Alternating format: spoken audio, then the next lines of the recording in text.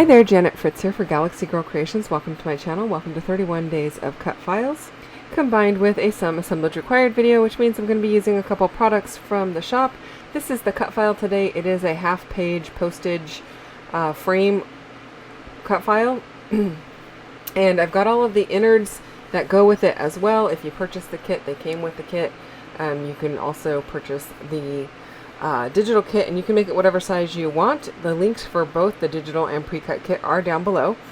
So I did go to my printer. I have a large format printer at my house, and I went ahead and printed this photo in 6 by a little bit less than 12. I don't know the exact measurement off the top of my head, to be honest with you. It's probably about 11.5, because it is the same size, or a little bit less than 11.5, because that frame border is 11.5 itself, and so my white border matches up with the white border that is around the frame border. Anyway, I'm putting everything onto a black background paper. I thought it goes great with his little black leather jacket, and he's got a fire truck in his hand, so I am definitely using the fire truck wood veneer from MK Shop. I'm considering using the tractor and the cement truck, but I'm not sure if I will end up with both or not. I also have a package of little tiny cars to the right hand side, and in the package with the cement truck and the tractor, there's another tractor. You can see it off to the right hand side. I gotta be honest with you, I'm not sure if all of those originally came together or if I have combined a pack of trucks, but I will check on her website and put a link down below for you so you can check those out if you're interested in those.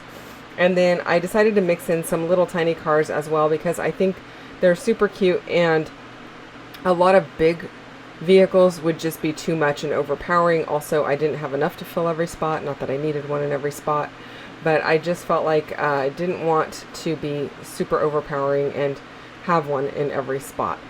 So I thought those little tiny cars were super cute, and so I'm going to use those. I am doing mixed media today, but I'm not really playing along with Mixed Media Mayhem because there was an inspiration piece today that actually used a lot of frames, but my frames are all one piece, and so it didn't really go with it, and I didn't really pull any other inspiration off of it. So I'm not playing along with that today like I normally do, but I am using mixed media, so you are going to get a little mixed media in this video.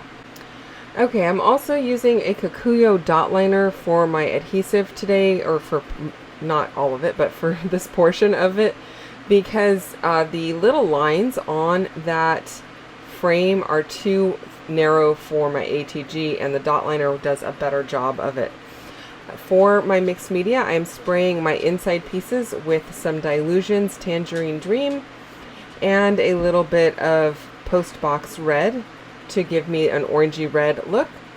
And then I'm going to let that dry. I did spray a little water to kind of spread it out a little bit. I'm going to let it dry, and then I'm coming back in with some Desert Sand Dylusions Shimmer Spray to give it a brown shimmery kind of a look. And then I'm coming in with some Media Gloss in Syrup. That's the name of the color. And I am just sprinkling that over to give it a kind of a glossy, splotchy look. And I really like the way that that ends up looking. It matches the red of his fire truck. It also matches the wood of the fence behind him, so it brings in a lot of color from the different things in the photograph besides the black. And so the only black is going to be the framework all the way around the outside.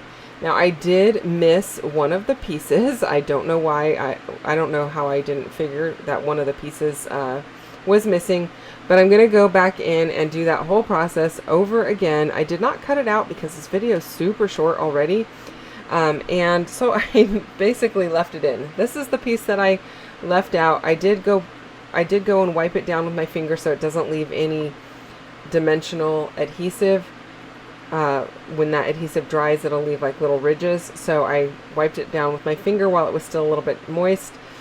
And here I am doing the other piece, and I am quick drying it with my heat gun. Even though I didn't quick dry the other ones, I let it sit overnight. It was the last thing I did in my craft room before I went to bed. So I let it sit overnight with the red and the orangey color on it, and then I sprayed it the next day with the desert sand and the syrup. And I think that's fine. I could have done it either way. With heating it up, I had a little bit more risk of warping it, and I didn't really want that to happen. So that was one reason I didn't heat it. And I figured, you know, it's late at night. I'm going to go to bed anyway. I'll just leave it. So I am using liquid glue to adhere all of those down, because with mixed media and warping, I didn't want them to pull away from the background paper. So I decided to go ahead and adhere them. I could have done one whole sheet and just backed the whole thing with it instead of using the cutouts, but I had the cutouts, so I thought I might as well use those, right? And then I do have a little acrylic piece that says love. I'm going to use that right in the center one, and that's just going to be my title. It's just going to be love. It's going to be very simple.